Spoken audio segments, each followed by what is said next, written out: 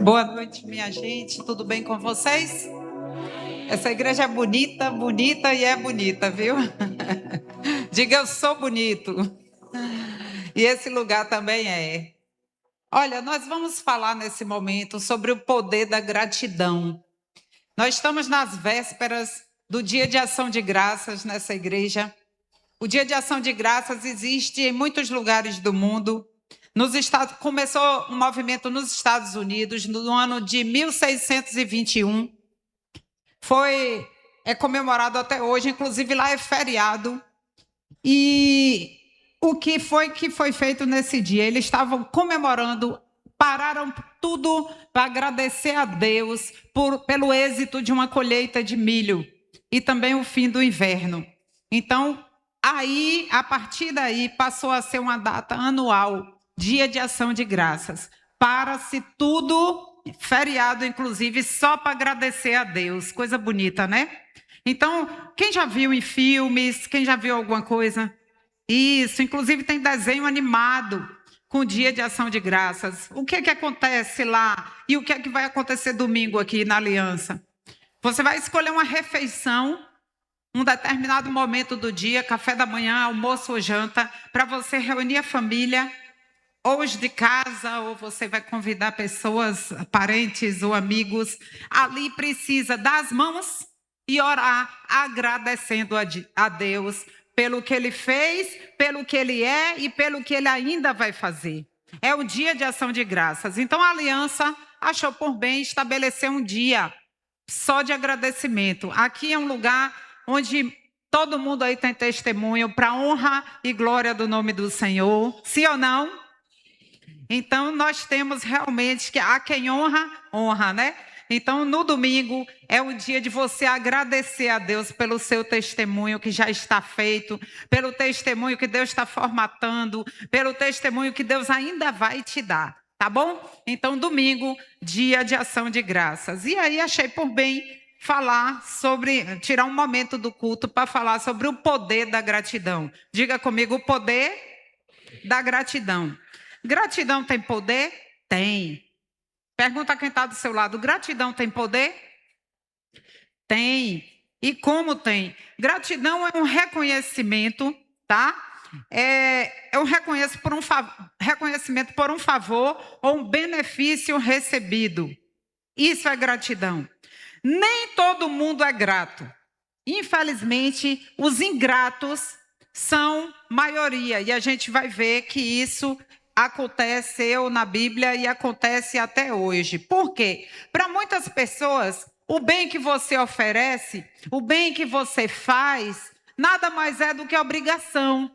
Ou então é coisa do acaso. Ou então é porque aconteceu por aí. Então, para muitas pessoas, esse bem, esse favor, o que você fez por ela vai ser esquecido ou minimizado. Para outras, o que Deus faz por ela também muitas vezes é esquecido. Muitas vezes o que Deus fez ou já fez ou faz pela pessoa também acaba sendo esquecido ou minimizado. Isso é uma característica dos ingratos. Alguns ingratos escolhem pessoas, alguma quantidade de pessoas com a qual ela se manifestar, com a qual ela agir com gratidão. Os demais são esquecidos. Mas Deus é contra isso, porque quem é ingrato com o homem acaba sendo ingrato com Deus. Diga comigo, quem é ingrato com os homens acaba sendo ingrato com Deus.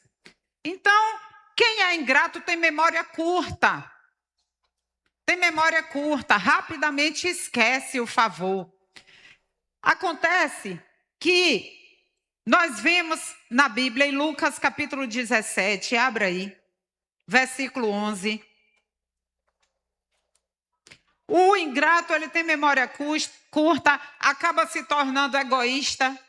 E muitas vezes o ingrato é orgulhoso. Ele não reconhece, ele não lhe honra, ele não lhe agradece, ele lhe esquece porque é orgulhoso. E a gente vai ver aqui agora que isso tudo já acontecia no passado.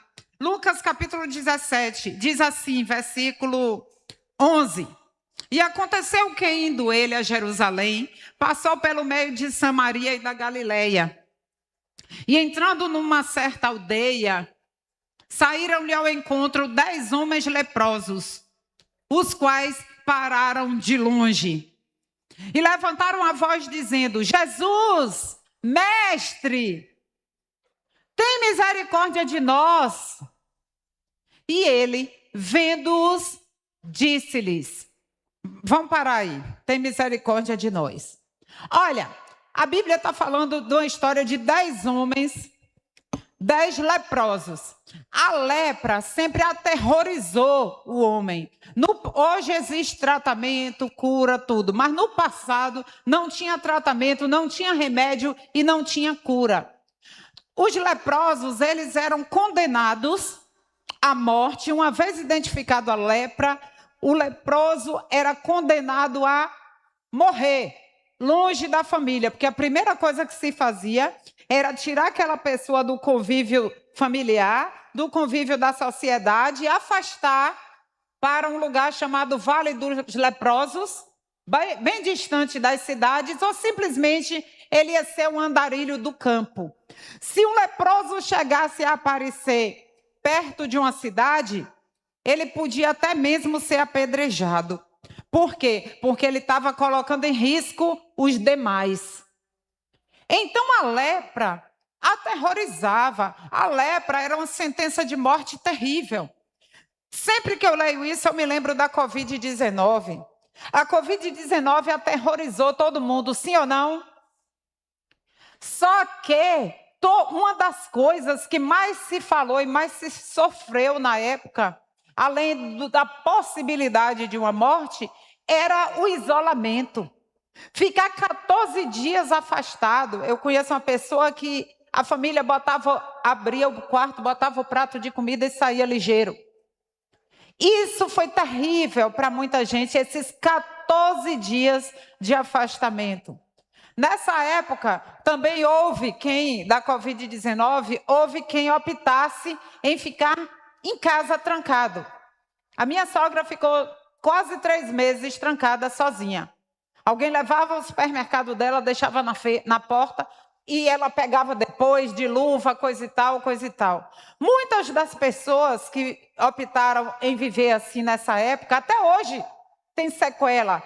Houve um boom para os psicólogos pós-pandemia, porque muita gente não ficou bem da cabeça. No caso da lepra, o afastamento não era de 14 dias, não era de 3 meses, nem foi de 1 ano. Era para sempre, até morrer. E, inclusive na Covid-19, isso feria tanto as pessoas que foi criada aquela máquina do abraço. Quem lembra? Um negócio de plástico assim, que eu acho que só quem teve acesso era quem tinha dinheiro, não sei como foi aquilo. Não popularizou, mas existiu aquela máquina do abraço, que uma pessoa ficava de um lado, a outra do outro, e através de não era plástico, de um certo material conseguia se abraçar. Eu tenho uma irmã que nessa época, a sua filha, minha sobrinha, teve criança.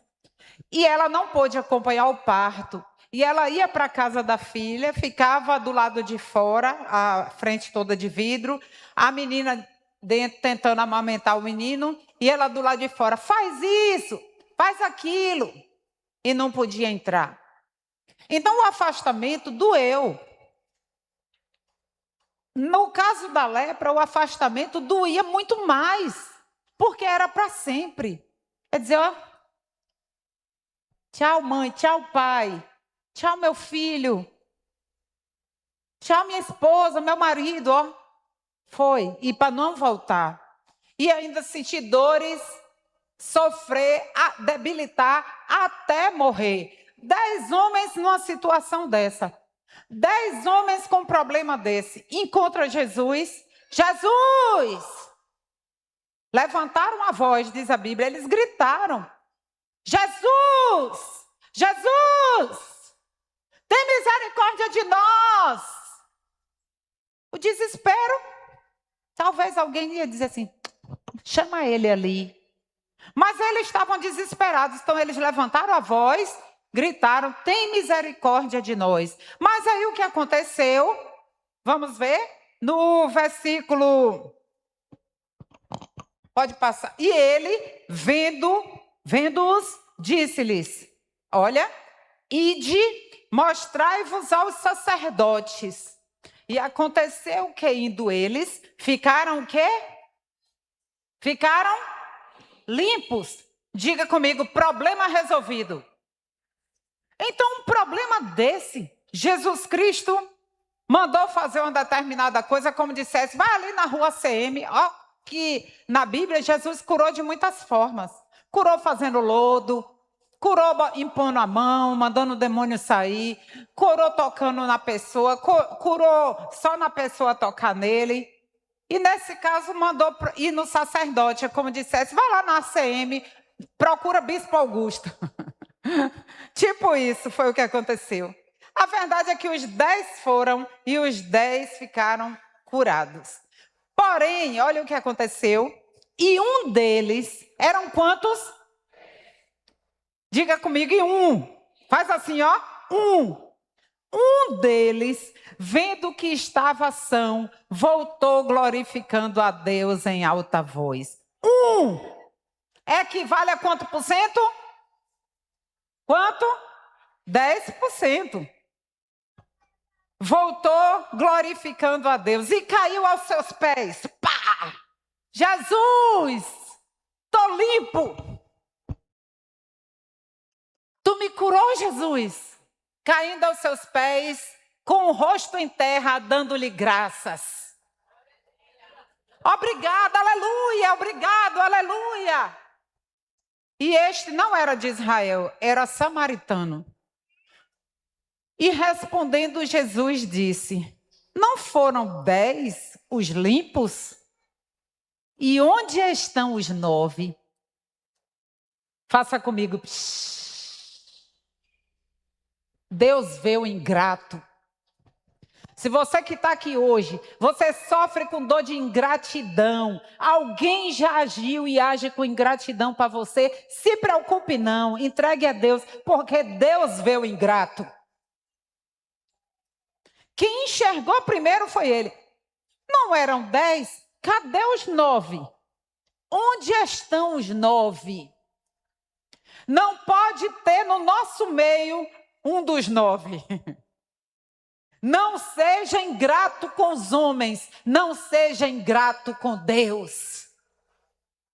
Seja grato um abraço, um sorriso, um telefonema, um WhatsApp, um conselho, uma palavra de fé. Quem lhe deu comida, quem lhe pariu, quem lhe joga para frente de qualquer maneira, às vezes nem todo mundo é igual a ninguém. O ingrato acha sempre que a grama do vizinho é mais verde. Mas fique sabendo, o melhor pai é o seu. A melhor esposa é a sua. O melhor filho é o seu. O melhor marido, mulher, é o seu. O melhor cabelo, a gente tem que pensar até isso, é o seu. Não seja ingrato. Porque Deus não gosta de ingratidão. Não eram 10? Não foram 10 os limpos? Onde estão os 9? Olha o que aconteceu depois disso. Onde estão os 9? Jesus perguntou, enxergou eles. E aqui, no 18... Não houve quem voltasse para dar glória a Deus, senão este estrangeiro. Ele estava dizendo, os de casa são os mais ingratos. Às vezes os de casa é quem você espera mais, e nem sempre é. Ele diz, só esse estrangeiro. Mas aí o que foi que aconteceu? E disse, levanta-te e vai. A tua fé te salvou. Sabe o que significa isso? Que para quem é grato, Deus tem sempre mais para dar. Quem é aqui que abençoa pessoas, seja parente, seja lá o que for, Quando você vê a ingratidão, você continua dando? Quem é aqui que tem prazer em continuar dando ao ingrato? A quem não reconhece? Você vai largando para lá, meu irmão. Você vai virando a página. Não suje o coração. Mas, na verdade, é dessa forma. Quando não há honra, quando não há reconhecimento, quando não há o mínimo de merecimento, o que é que acontece? Você vai parando, irmão. A torneira vai fechando. Quem é ingrato com Deus, fecha a torneira do céu. Diga comigo, quem é ingrato com Deus, fecha a torneira do céu. Tem gente que não adianta Deus dar tudo agora. Ela ainda vai olhar para o que ainda não tem. Ingrato, fecha a torneira do céu. Ó. Deus diz assim, se fosse eu ia dizer, quer saber? Deixa eu dar a quem vai reconhecer. Deixa eu dar a quem vai se alegrar. A quem vai me dar honra. A quem vai todo dia me lembrar, se lembrar de onde saiu. Não esqueça de onde você saiu. Não esqueça como você chegou para a presença dele. Não esqueça quem era você. Não esqueça a obra de Deus na sua vida. Senão você vira ingrato, orgulhoso. Seu testemunho é para você lembrar todo dia. A Bíblia diz, olhai para a rocha de onde fostes cortados e para a caverna do poço de onde fostes tirados. Todos nós temos uma história. Não esqueça a sua história para você não endurecer seu coração. Ninguém tem obrigação de sair fazendo nada por você, não. Nem igreja, nem Deus tem obrigação. Aí diz assim, pai tem obrigação de dar coisa a filho, mãe tem obrigação. Não dá porque ama, dá porque quer cuidar. Sim ou não? Mas o ingrato acha que tudo é obrigação. Então não honra. Não honra por qualquer coisa, fui. Não seja ingrato, porque Deus odeia a ingratidão. Não foram 10 os limpos? Onde estão os 9? Pergunta a quem está junto de você aí. Onde estão os 9? Então, gratidão, irmão, é a memória do coração. Gratidão é a memória do coração, irmão. Quando você sabe quem era você, de onde você saiu. Quantas vezes a gente amanhece o dia marrom, né? Marrom menos. E aí vem alguém, bota você lá para cima com uma palavra, um sorriso, um elogio, qualquer coisa, uma oração. Meu Deus. Procure valorizar mais os de perto do que os de longe. Porque muita gente hoje, no mundo atual de hoje, se torna ingrato por causa do acesso à internet. Verdade seja dita.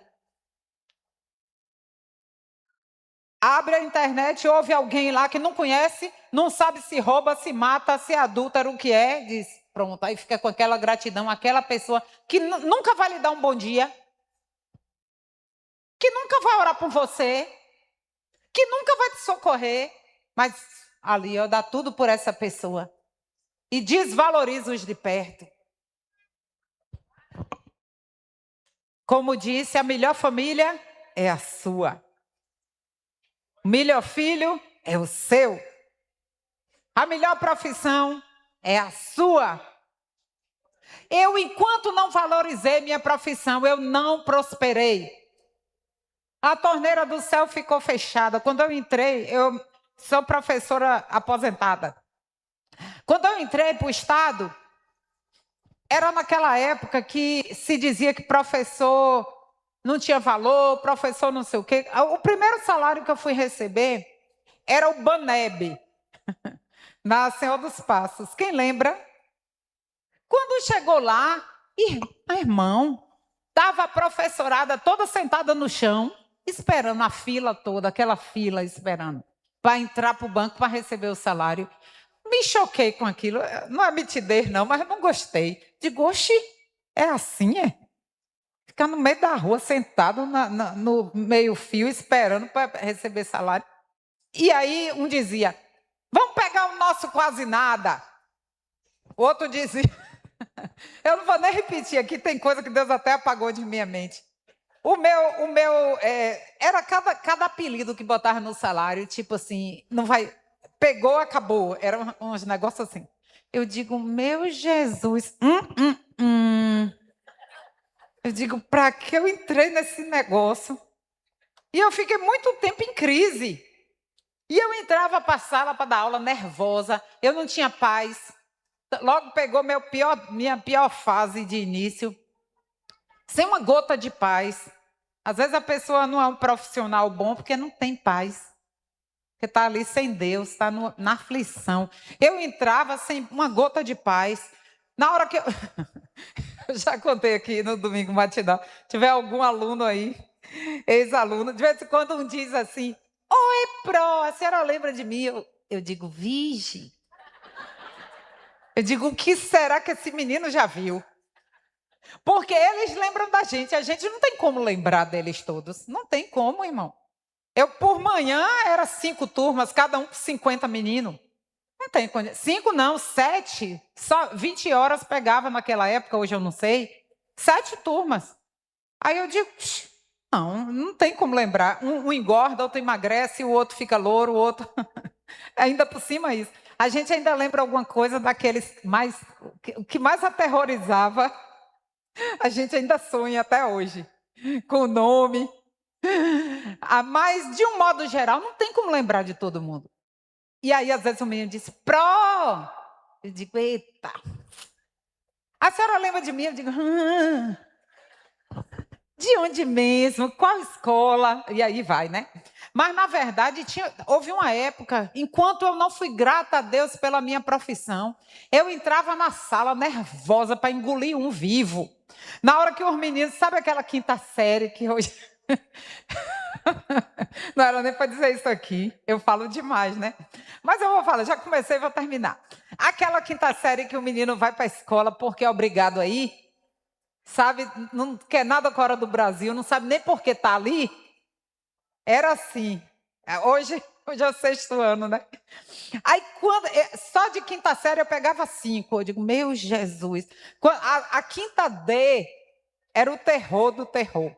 Eu não sei como é hoje, mas é porque é quem já repetiu 3, 4, 5 vezes. Aí, resultado, na hora que a sala fervia, meu Deus, eu pegava o ferro, esse ferro eu acabei achando na escola lá. Eu não conseguia, hoje a gente entende, né, que tá todo mundo gritando, você procura manter o equilíbrio, mas naquele tempo os meninos gritavam, eu tinha que gritar mais para fazer calar a boca. Aí quando eu via a coisa ferver, eu fazia, cala a boca! Aí na hora que eu batia o ferro, os meninos faziam. Aí eu tinha uns minutos, acredite, eu entrei para o estado assim. Ô, gente, isso tem quase 40 anos. Hein? Aí, resultado, tinha uns minutos de paz. Mas a verdade é que enquanto eu não fui grata a Deus pela minha profissão, eu não prosperei na minha profissão. Eu não fui feliz na minha profissão. Quando eu comecei a ver Deus no meu salário, nos colegas, nos alunos, em tudo, o poder sair de casa com saúde para trabalhar. Quando eu comecei, aí as portas foram se abrindo para mim. E a torneira do céu abriu. O ingrato fecha a torneira do céu. Assim como o ingrato fecha a torneira um do outro aí, ó, se for ingrato, imagine o Espírito Santo. A Bíblia diz que Deus trabalha para quem espera por Ele. Você está esperando nele, Deus está trabalhando. Deus não está lá assim, ó. Tem gente na praia agora, Deus não está na praia. Quer dizer, está com quem está na praia. Mas, na verdade, Ele não tira férias. A Bíblia diz que Ele trabalha para aquele que nele espera. E quem é aqui que quer trabalhar em vão? Então, Ele trabalha para a pessoa. E a pessoa nunca reconhece. Ingrato. Fecha a torneira do céu. Diga comigo, o sangue de Jesus tem poder. Põe a mão nos seus olhos e diga, Espírito de Deus, eu quero visão para enxergar aquilo que o Senhor já fez por mim. Diga, eu quero ser grato. Diga, Espírito de Deus, hoje eu me corrijo para ser grato a Ti por todas as coisas que o Senhor fez até o dia de hoje e pelo que o Senhor ainda vai fazer. Diga, eu não sou um dos 9. Amém?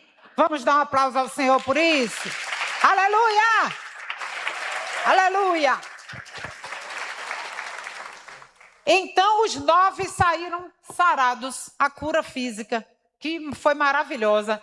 Mas o que voltou, recebeu além da bênção física, a bênção espiritual. Filho, a tua fé te salvou. Ele teve a salvação também. Então Deus tem sempre mais para fazer com quem é grato. Então seja grato a Deus, irmão.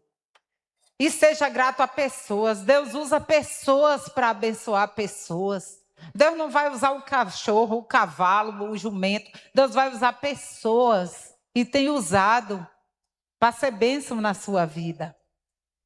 E a gratidão existe. Tudo que Deus fala é para o nosso bem. E eu fui pesquisar. E a gratidão... Existe estudo científico reconhecendo os benefícios da gratidão. A medicina reconhece, pesquisadores de Harvard, em Boston, afirmam que a gratidão ajuda a prevenir doenças físicas porque torna o sistema imunológico mais forte. Olha para isso. Controla a pressão arterial e possibilita a pessoa melhor qualidade do sono. Estudos científicos norte-americanos descobriram que a gratidão contribui para a redução de dores físicas e aumenta a taxa de felicidade. Então, existem várias pesquisas que comprovam que quando uma pessoa sente gratidão, ela libera dopamina, um neurotransmissor importantíssimo, que estimula o cérebro, dando a sensação de prazer. Assim como o ingrato vive insatisfeito. Não tem prazer em nada nem em ninguém. O ingrato é assim. O grato, ele por causa de estudo científico, ele libera dopamina no cérebro, que dá essa sensação de prazer, de bem-estar. E logo a pessoa grata, consequentemente, então, ela se relaciona melhor consigo mesma, com o outro e com Deus. Amém, minha gente? A aliança precisa, no domingo, parar todinha para agradecer a Deus. Você vai, ou você vai fazer com amigo, ou com família, como você quiser. Faz uma foto da mesa, da oração, do que for. Marca a aliança, porque no que puder, a mídia vai repostar todo mundo aí. Ou, quer dizer, todo mundo não tem como. Mas eles vão repostar alguns para ficar registrado na história dessa igreja o dia de gratidão. Mas no seu dia a dia, irmão, lembra dessa palavra, porque tudo que Deus faz é certo. O grato vê Deus em tudo. O grato reconhece tudo. O grato vê Deus nas pessoas. Busca fazer alguma coisa para retribuir as pessoas e para retribuir o próprio Deus. O grato, quanto mais Deus dá a ele, mais ele ama a Deus. O ingrato é o contrário, não vê Deus em ninguém. O ingrato não vê Deus em ninguém.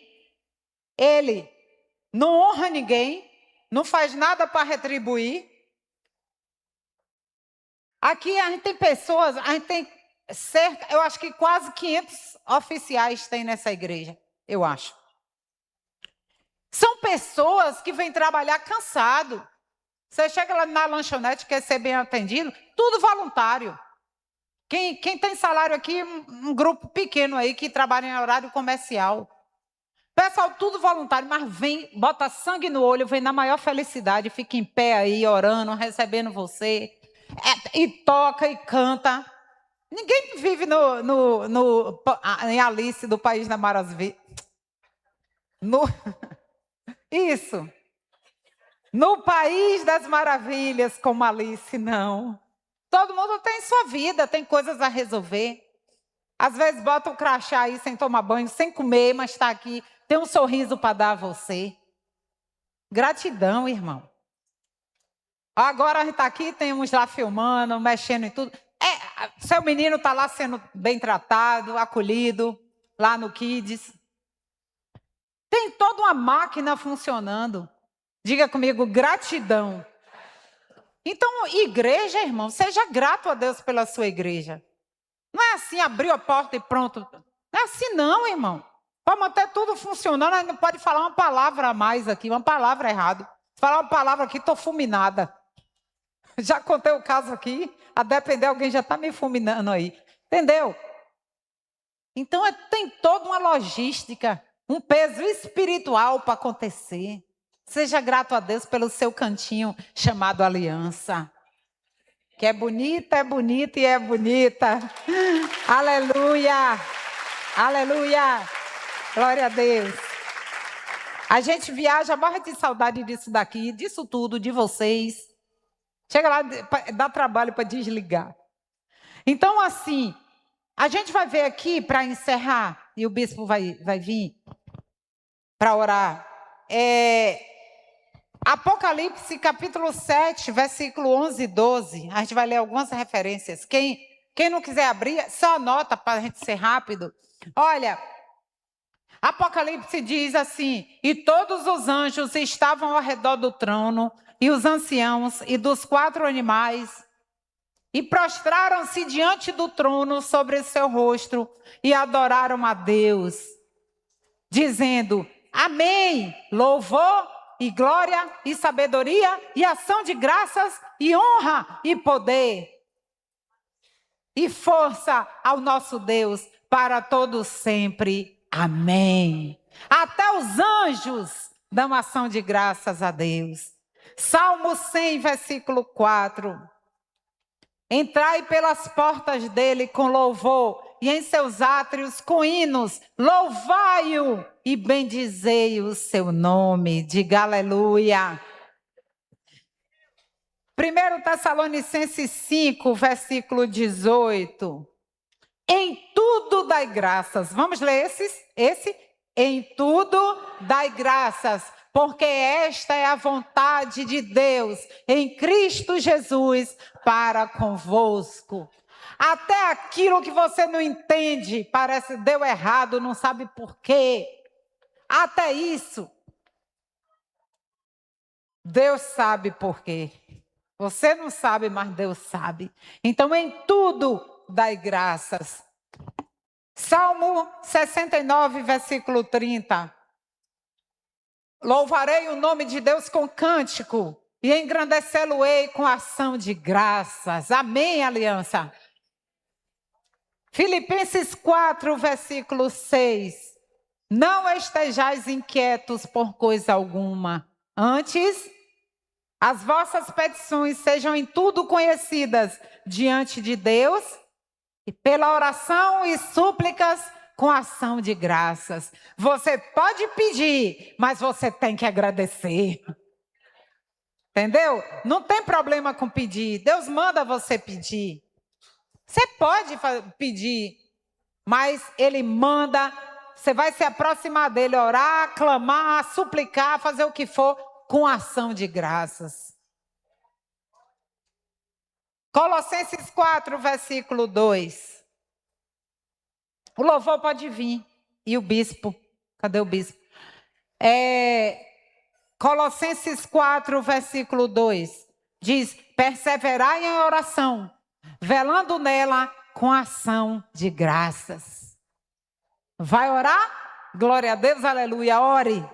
Mas o tempo todo ligado, porque você tem o que agradecer. Você tem o que agradecer. Quem aqui tem o que agradecer? Então você não pode ser um dos 9. Longe de você se parecer com um dos 9. Longe de você, irmão. Se tu se parecer com um dos 9, tu vai fechar a torneira do céu, irmão. Tu pode até ter a tua salvação, sabe? Mas a torneira do céu, fecha, irmão. Está escrito. O que voltou, o samaritano que voltou, se prostrou ali em agradecimento, ganhou mais uma bênção. Deus tem mais para dar a você. Deus tem mais para fazer na tua vida. Muito mais, muito mais, muito mais.